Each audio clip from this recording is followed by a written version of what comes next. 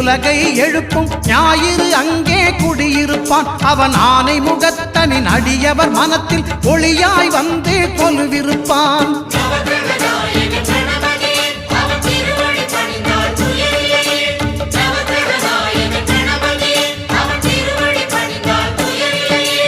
ஒன்பது கோளும் ஒன்றாய் காண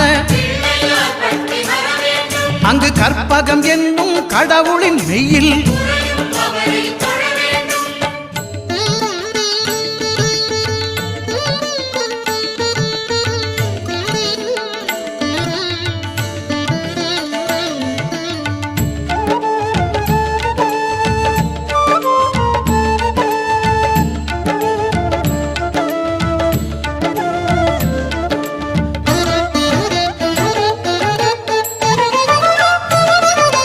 திங்கள் பகவான் திருமுகம் காண